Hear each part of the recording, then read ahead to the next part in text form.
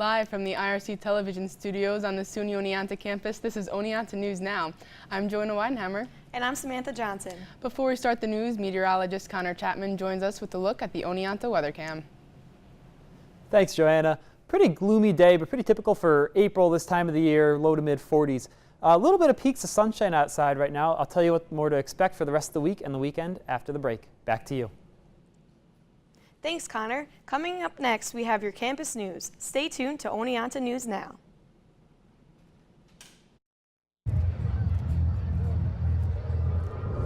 Looking for these? You drive buzzed. It could be one very expensive ride. First, you gotta make bail. Then pay me to get your car back. Your insurance premiums will go through the roof. And my legal fees just keep adding up. All told, it could end up costing you $10,000. Buzzed, busted, and broke. Because buzz driving is drunk driving. In campus news, SUNY Oneonta's chapter of NAMI, the National Alliance on Mental Illness, hosted an art therapy session in Fitzell Hall. This event provided attendees with coloring books, art supplies, and most importantly, a relaxing atmosphere for students to de-stress. This session also sparked a critical conversation, the portrayal of mental health issues in the media. Chapter members and attendees used examples from popular works, including a clip from Shameless and the film Split, One Flew Over the Cuckoo's Nest, and Girl Interrupted, to get their points across. These works were discussed in further detail to determine if they have had a positive or negative impact of the perception of mental illness in the public sphere. The goal of SUNY Oneonta's chapter of NAMI is to end the mental health stigma in the U.S. Keep an eye out for NAMI art therapy sessions that occur a few times a semester, as well as weekly meetings hosted by the Oneonta chapter, where members take time to discuss current mental health issues and recent portrayals of them. On April 17th, SUNY Oneonta students can take part in the largest Amazing Race style event to be held on campus. All fans of the CBS show The Amazing Race are encouraged to take part in this event. Participants will take on physical, mental, and team-building activities that you would never imagine. All proceeds will go to Opportunities for Otsego, a local charity that works towards bettering Otsego County. Registration is only $6 and team size ranges from 2 to 6 players. Winners of the race are eligible for some amazing prizes. Get your friends together and join the Amazing Race Oneonta. Oneonta's all-female a cappella group will be performing this Friday, April 7th, in the Goodrich Theater. The group has titled this performance In the Name of Love, to use the power of music to bring people together. Pitch Slapped will be sharing the stage with other a cappella groups, including Hooked on Tonics and Voices of Serenity. The group has enlisted volunteers from other clubs and organizations to help spread their message of love and acceptance. Those involved in the event include Fabulous Oneonta Feminists, Students of Color Coalition, and Social Justice Society. Doors open at 6:30 on Friday, and tickets cost just $3. Help spread the love by attending these powerful performances. Thanks, Joanna. We have your local entertainment news when we come back. Stay tuned to Oneonta News Now.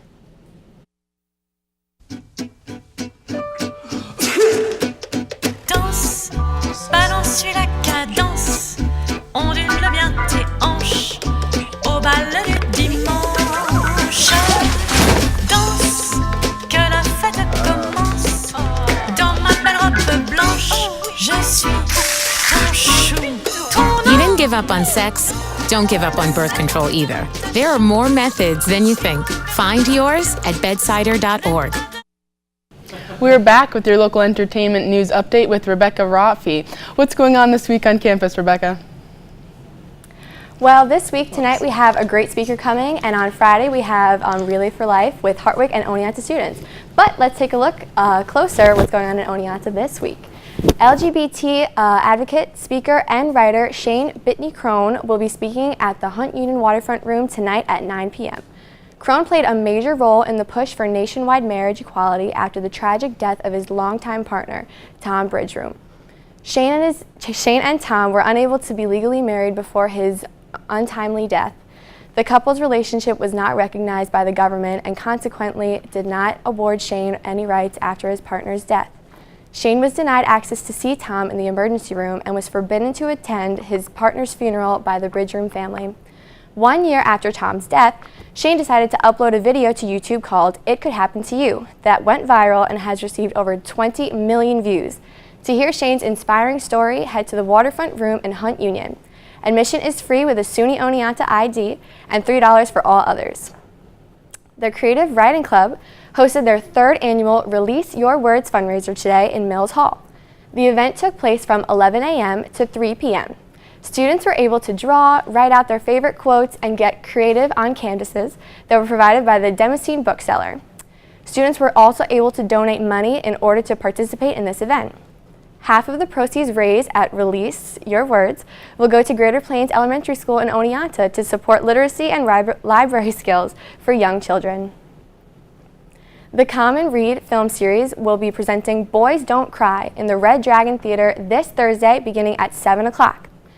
This film is based on actual events that follows Brandon Tina, the popular new guy in a small Nebraska town. Brandon is adored by his classmates and friends and even starts dating the hometown beauty Lana. However, Brandon has forgotten to mention one important detail after moving to Nebraska. He was actually born a woman named Tina Brandon.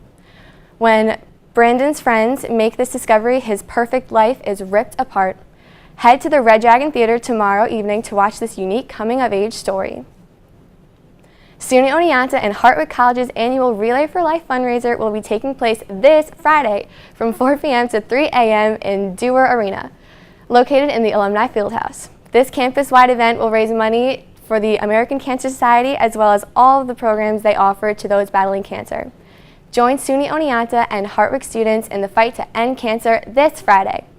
Until next week, I'm Rebecca Raffi. Back to you, ladies. Thanks, Rebecca. That sounds like a great event for the Cancer Society. Yeah, I know a lot of people and organizations get involved on our campus, so I'm really excited to see how it turns out. Yeah, definitely going to be a good one. Coming up, we have your local news. Stay tuned to ONN.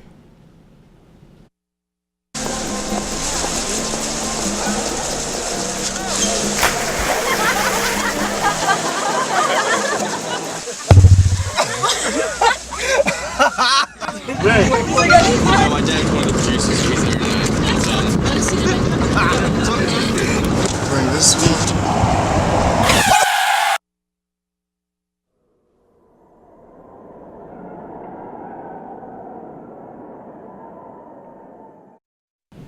In local news, according to a media release from state police, an Oneonta woman was arrested Saturday afternoon for driving with a blood alcohol content of more than 3 times the legal limit. On Monday at approximately 2:50 p.m., a trooper responded to check on a vehicle that was off the roadway on County Road 48 in the town of Oneonta. After investigating the scene, the officer determined that 24-year-old Melanie Sucky was driving while highly intoxicated. In an attempt to turn her vehicle around, she became stuck in a snowbank. Sucky was also unlawfully possessing a small amount of marijuana at the time. The 24-year-old was charged with aggravated driving while intoxicated with a BAC result of 0.26%, unlawful possession of marijuana, and other traffic violations. She was issued tickets and will return to Oneonta Town Court on March 28th. 22-year-old Kirsten Marlin of Waterloo was arrested after suspicious behavior was reported to authorities that resulted in animal abuse charges. County Sheriff's deputies alleged she abandoned cats and rabbits in her home without food or water. Marlin was arrested Sunday following an investigation that began with a complaint filed on January 30th that claimed several animals had been abandoned in a Milford home. Deputies discovered 2 dead cats, 2 emaciated cats that both required medical attention, and 6 unattended rabbits. All were left without food or water at the scene. Deputies were assisted by the Susquehanna Animal Shelter to provide medical care and housing for the animals. Marlin was charged with 10 counts of torturing and injuring animals and failure to provide food. She was sent to the county jail and is scheduled to appear April 11th in Milford Town Court. Dr. William Streck, former president and CEO of Bassett Healthcare Network, will present a public lecture on the Affordable Care Act. This presentation will take place on the SUNY Oneonta campus from 6 to 7:30 p.m. on Tuesday, April 4th in the Craven Lounge located in Morris Hall. This lecture is titled Repeal and Replace of the Affordable Care Act, What Social and Economic Impacts for New York. The lecture is sponsored by SUNY Oneonta's Department of Political Science and Pre-Health Professions programs. Under the organizational leadership of Dr. Streck, the Bassett Healthcare Network became recognized as one of the top 100 most integrated health systems in the nation and a leader in high-quality rural health care.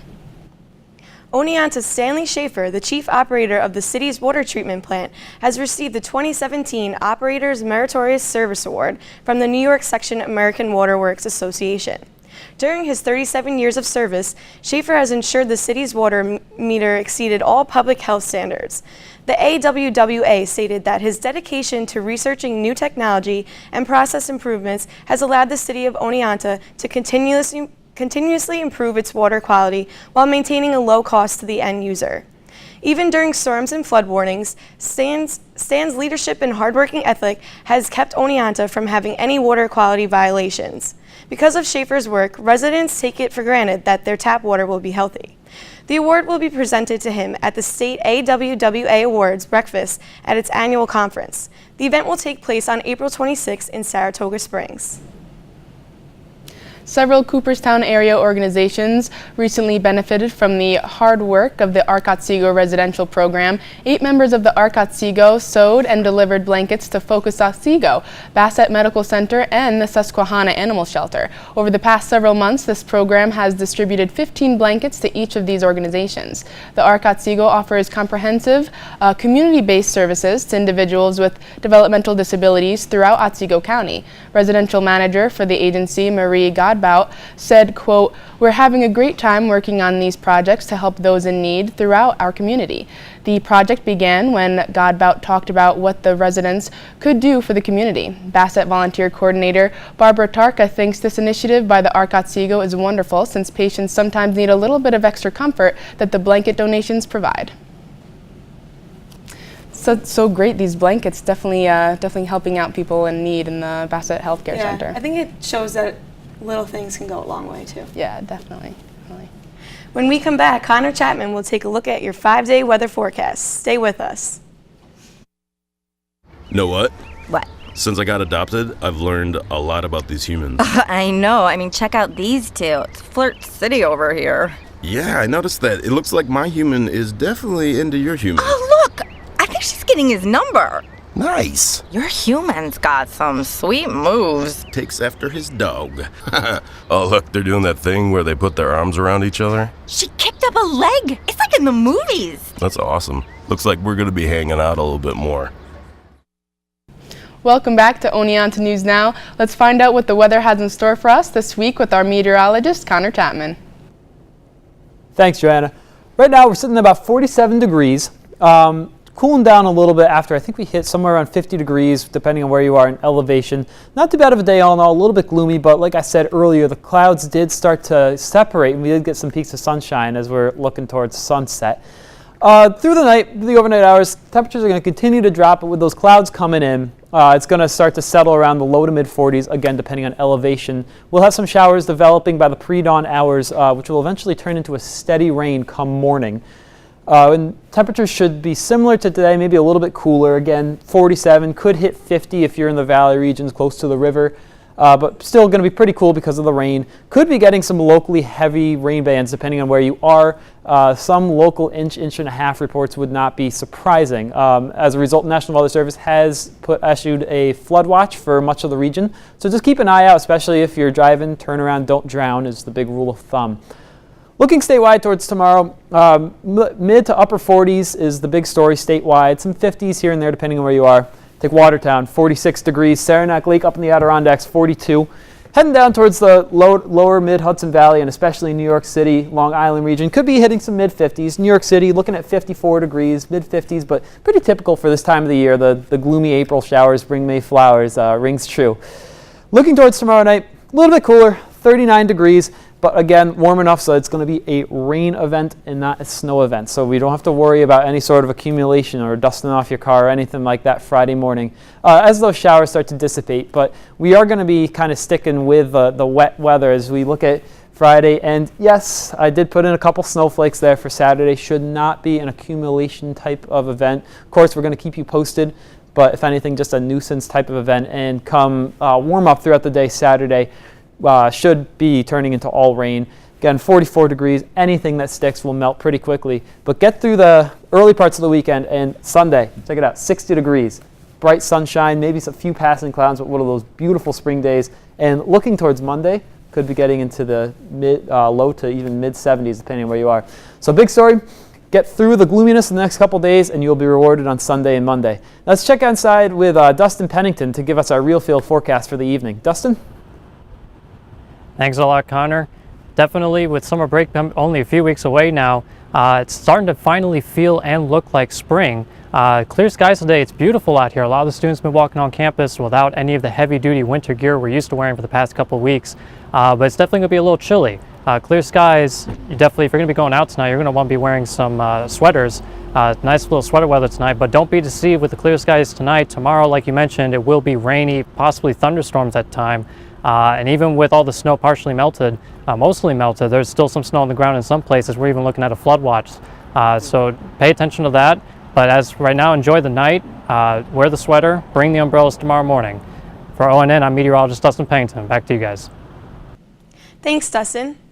An Arizona girl who disappeared from her home almost 5 years ago has been found dead. According to police in Tucson, the remains of Isabel Solis were discovered earlier this month during a search by authorities. Tucson Police Chief Chris Magnus said, quote, "This is not the ending that any of us hope for, but it is also not the ending of this case," unquote. Isabel was 6 when she disappeared from her Tucson home in April 2012. She was last seen by family members when she went to bed at 11 p.m. on a Friday. When her father went to wake her at 8 a.m. on Saturday, a half hour after her mother had gone to work, he said the girl was nowhere to be found. Police have followed 2,200 leads in the case, which attracted national attention. Unfortunately, the results of this DNA analysis did confirm that the remains were those of Isabel Solis. The chief of police said the discovery was not a coincidence, but he declined to say what led officers to the site. 10 people have been killed in an explosion between 2 underground stations in St. Petersburg. The head of Russia's National Anti-Terrorist Committee said the blast hit a train between Senia-Palax and Tekes Institute stations. The committee said an explosive device was later found and was made safe at another station nearby.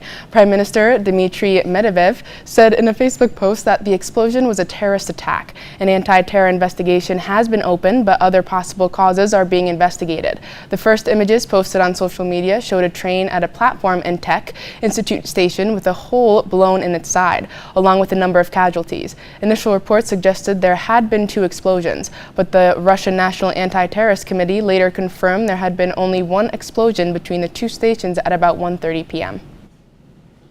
EpiPens have now been recalled in 8 different countries, including the U.S. The life-saving allergy shot created by Meridian Medical Technologies, which is a Pfizer company, issued a nationwide voluntary recall. The potential defect with this device would make it more difficult to activate the medicine in an emergency. The failure to activate or trigger this device would have significant effects on the patient experiencing a life-threatening allergic reaction. This recall is following 2 reports of the device failing to activate appropriately. Affected EpiPens in this recall include those distributed between December 2015 and July 2016. According to Pfizer, only 1 lot was found to be flawed, but as a precautionary measure, 13 lots have been recalled. Those prescribed EpiPen injectors are encouraged to check their device lot number. Mylan will replace all recalled devices at no cost to the consumer. Students jumped for joy, hugged one another, and squealed with delight as teachers at their South Carolina elementary school revealed hundreds of custom-made bicycles beneath parachutes normally used for PE class. The new set of wheels were courtesy of first-grade teacher Katie Blomquist, who made sure to observe the children's overjoyed reactions when the tarps were lifted. "It was the moment I've been waiting for 7 months," said the 34-year-old teacher. However, this idea originated more than a year ago when one of her students at Pepper Hill Elementary School, located in North Charleston, mentioned how much he wanted a bike for his birthday, but his parents couldn't afford to buy him one.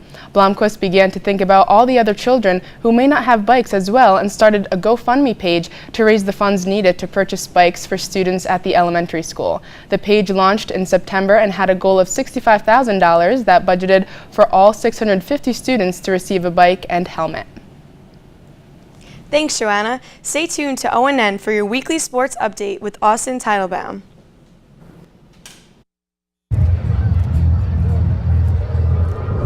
Looking for these? You drive buzzed. It could be one very expensive ride.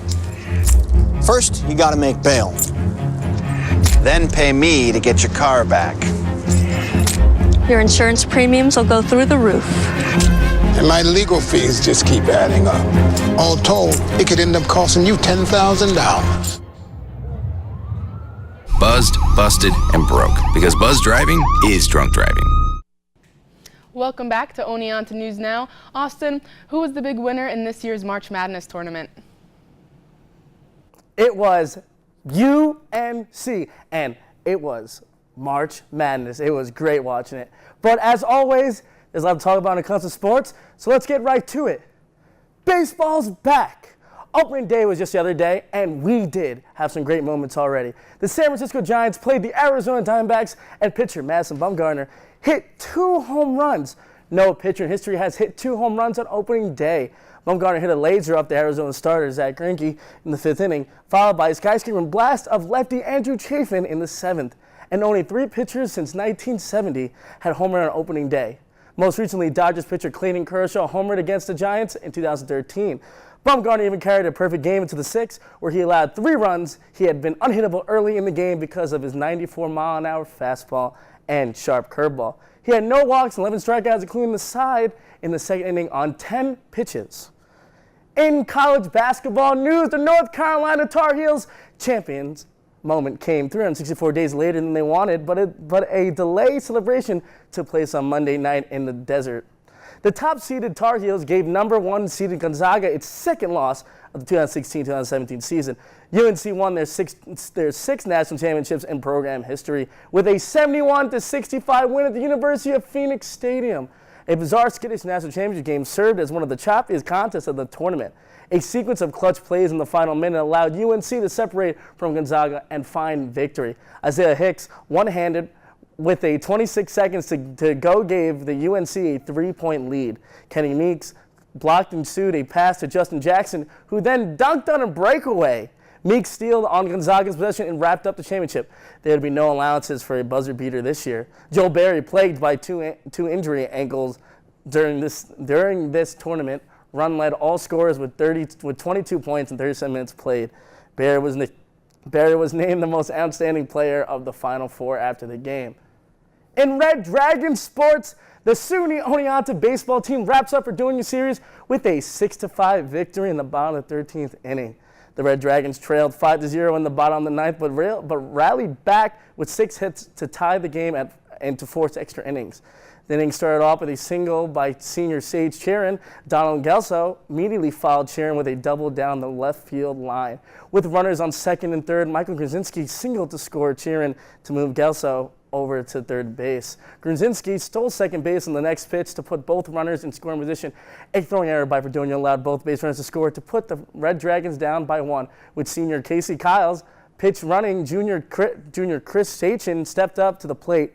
Sachin roped a double down the right field line to score Kyles to tie the game 5-5. In the bottom 13th inning, Grzinski led off the inning with a walk. The next batter, Brandon Torres, executed a sacrifice bunt to move Grzinski into scoring position with a runner on 2nd base and 2 outs. Sachin slapped a ball down the right field line to drive in the game-winning run. The Red Dragons are back in action against SUNY Cortland at Cortland.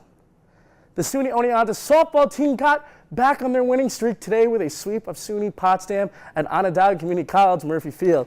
The Red Dragons won 8-2. The senior duo of Sabrina DeAngelis and Amanda Grisano both went the distance on the mound. DeAngelis struck out 11 batters and only allowed 3 hits, while Grisano settled in after allowing 2 of the 3 Potsdam runs in the 1st of the 5th. Grisano recorded 5 strikeouts and allowed 6 hits and 2 earned runs. Oneonta is scheduled to play at Rensselaer tomorrow afternoon for a doubleheader starting at 3 p.m. And that's it for your weekly sports update on Oneonta News Now. I'm Austin Teitelbaum. Thanks, Austin. Join us again next time for your up-to-date news, sports, weather, and more. I'm Samantha Johnson. And I'm Joanna Weinhammer. This is Oneonta News Now. Have a good night.